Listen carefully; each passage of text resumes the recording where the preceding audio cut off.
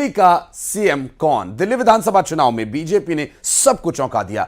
48 सीटों पर बंपर जीत दर्ज कर बीजेपी सरकार बनाने जा रही है। और जबकि आम आदमी पार्टी 22 सीटों पर सिमट गई और अब बड़ा सवाल यह उठ रहा है कि सीएम फेस कौन होगा? क्या सीएम फेस पर राजस्थान, छत्तीसगढ़ और मध्य प्रदेश ही की तरह बीजेपी दिल्ली में सरप्राइज करेगी? चुनावी नतीजे सामने आने के बाद अब दिल्ली वासी ये जानने के लिए उत्सुक हैं कि उनके प्रदेश का मुखिया कौन होगा। और दिल्ली वासी ये जानना चाहते हैं बीजेपी की तरफ से कौन दिल्ली की सत्ता की कमान संभालेगा, कौन होगा विधायक दल का नेता। सीएम के संभावित नामों की लिस्ट में टॉप पर परवेश वर्मा का नाम है, जिन्होंने इस चुनाव में नई दिल्ली से अरविंद केजरीवाल को करारी शिकस्त दी। तो वहीं इसके अलावा भी कई नाम हैं जो इस वक्त मुख्यमंत्री पद की रेस में चल रहे हैं। मसलन कुछ पुराने विधायक जो लगातार जीत दर्ज करते रहे हैं, पार्टी को जीत कर वो सीट उन्होंने उपहार स्वरूप भेंट की।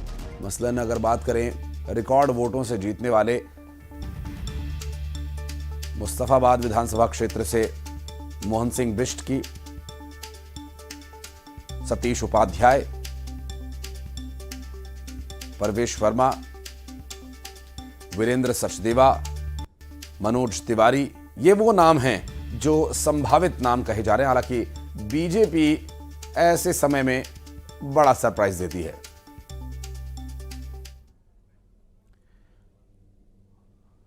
और दिल्ली में बीजेपी विधायकों की बैठक हुई और इस बैठक के बाद परवेश वर्मा ने बीजेपी के राष्ट्रीय अध्यक्ष जेपी नड्डा से उनके आवास पर जाकर मुलाकात की और करीब आधे घंटे तक दोनों नेताओं के बीच बातचीत हुई। बैठक के बाद परवेश वर्मा जेपी नड्डा के घर से रवाना हुए और इस दौरान उन्होंने मीडिया से बात नहीं की।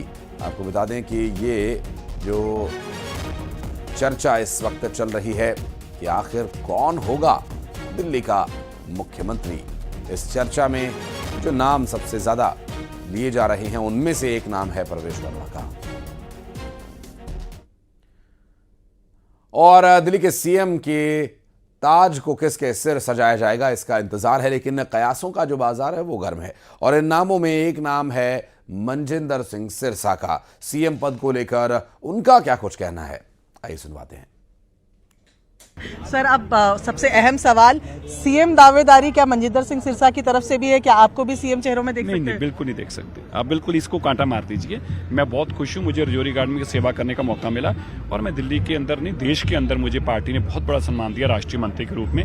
मैं बहुत संतुष्ट भी हूँ और मैं बहुत खुश भी हूँ और मुझे अब रजौरी की सेवा करने का मौका मिला, बस मेरी वही सेवा। आपने अपनी जीत को लेकर तो पहले ही बताया था कि आश्वस्त है, दिल्ली में इस तरीके से परफॉर्म करेगी बीजेपी, इसकी भी उम्मीद थी? यही तो बोलता था मैं, तो हर में बोलता था। मैंने चुनाव वाले दिन सुबह भी यही बताया था कि 40 सीटों पे तुम्हारी फाइट नहीं है कोई भी, वो हम एक क्लियर हैं। अगली 14 सीटों पे हमारी फाइट है, उनमें से हम कितनी लेके जाएंगे और आम आदमी पार्टी कितनी लेके जाएगा। आप मेरी एग्जैक्ट बाइट चेक कर लीजिए, एग्जैक्ट वर्ड बोले थे। मैं हमेशा कहता था 52 से 54 सीटें आएंगी। मैं मानता हूं कि मेरी कैलकुलेशन में 4 सीटें कम आई हैं। तो वहीं रेखा गुप्ता का नाम भी इस लिस्ट में शामिल है। न्यूज 18 से बातचीत में रेखा गुप्ता ने क्या कहा, आइए सुनवाते हैं आपको। बीजेपी की अगर बात की जाए तो महिला कैंडिडेट्स ने अच्छा परफॉर्म किया है एक तरीके से देखा जाए तो, और ऐसे में अब क्योंकि सीएम फेस की भी दावेदारी है, महिला के तौर पे आपको लगता है कि आपका नाम भी इस रेस में हो सकता है, आप भी सीएम उम्मीदवार चेहरा बन सकती हैं? देखिए, मुझे लगता है कि इसमें महिला और पुरुष वाला विषय बिल्कुल भी नहीं है। दिल्ली देश की राजधानी है और सक्षम कंधों पे दिल्ली की राजधानी का वजन आए और वो कंधे उसको संभाल लें। हमारी पार्टी में बहुत सीनियर लोग हैं जिनको एक्सपीरियंस भी है और जो आगे बढ़ कर के दिल्ली को संभालें। मेरी ये इच्छा है, परफॉर्मेंस अच्छी होनी चाहिए और मोदी जी का नेतृत्व होगा और विधायकों की परफॉर्मेंस होगी। दिल्ली जीती है और दिल भी जीतेंगे। और उधर मुस्लिम बाहुल्य सीट मुस्तफाबाद में जीत दर्ज करने वाले मोहन सिंह बिष्ट का नाम भी सीएम पद की रेस में आ रहा है। न्यूज 18 से बातचीत में मोहन सिंह बिष्ट ने क्या कहा, आइए सुनवाते हैं। ये जानना चाहूंगी, इस बार के चुनाव में 3 उत्तराखंड प्रवासियों को टिकट मिली थी, 2 ने जीत भी हासिल की है। उत्तराखंड के तमाम लोग जो यहाँ रहते हैं उनका सपोर्ट भी पार्टी को बहुत मिला है, तो और आप 6 बार के विधायक भी हैं। अब आपको लगता है वक्त आ गया है कि एक उत्तराखंडी चेहरे को सीएम के तौर पे देखे दिल्ली में? जो भी बनेगा वो चेहरा उत्तराखंडी नहीं होगा, कमल का चेहरा होगा, कमल वाला ही इस दिल्ली प्रदेश का मुख्यमंत्री होगा। आप भी हो सकते हैं? मैं नहीं कह सकता हूँ। ये पार्टी तय करेगी कौन होगा। मेरे से भी बहुत ऐसे सीनियर, पर आप सबसे सीनियर हैं। हाँ, मेरे से सीनियर कोई नहीं है। हाँ। लेकिन मेरे से भी बहुत समझदार लोग हैं। मैं तो सीधा साधा आदमी हूँ, सीधी सीधी बात करता हूँ। चलिए, तो ये हमारे साथ मोहन सिंह बिष्ट है जो कह रहे हैं कि ये तो पार्टी तय करेगी और अभी ऐसे और लोग हैं मौजूद पार्टी में जो उनसे भी समझदार हैं। कैमरा पर्सन विशाल के साथ प्रियंका कांडपा, न्यूज़ 18 इंडिया, दिल्ली। और मोहन सिंह बिष्ट का जिक्र हुआ है, उन मुस्तफाबाद विधानसभा सीट का एक और जिक्र हम यहां करेंगे। दिल्ली की मुस्तफाबाद विधानसभा सीट का नाम बहुत जल्द बदला जा सकता है, क्योंकि मुस्तफाबाद सीट से बीजेपी के विधायक बने मोहन सिंह बिष्ट ने नाम बदले जाने की मांग की है। उन्होंने कहा कि मुस्तफाबाद का नाम बदलकर शिव विहार या शिवपुरी किया जा सकता है। मोहन सिंह बिष्ट ने कहा कि मुस्तफाबाद में 58% हिंदू वोटर है, इसलिए नाम उनके हिसाब से होना चाहिए। मोहन सिंह बिष्ट बीजेपी के विधायक हमारे साथ हैं।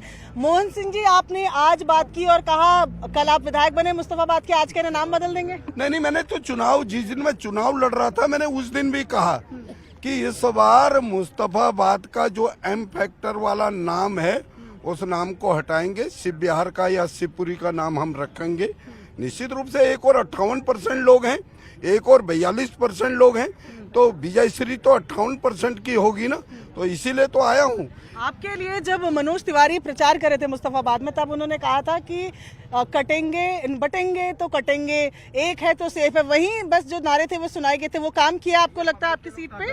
नहीं, निश्चित रूप से जनता जनार्दन ने अपने उससे विवेक से वोट दिया, विवेक से मैं जीत के आया हूँ। जहाँ भारतीय जनता पार्टी 17 साल से नहीं जीत रही हो, मैं तो 1998 से लेकर 2008 तक वहाँ एमएलए था, फिर मेरी सीट बदल गई, तो कहीं न कहीं तो नारे के साथ बहुत सा ऐसा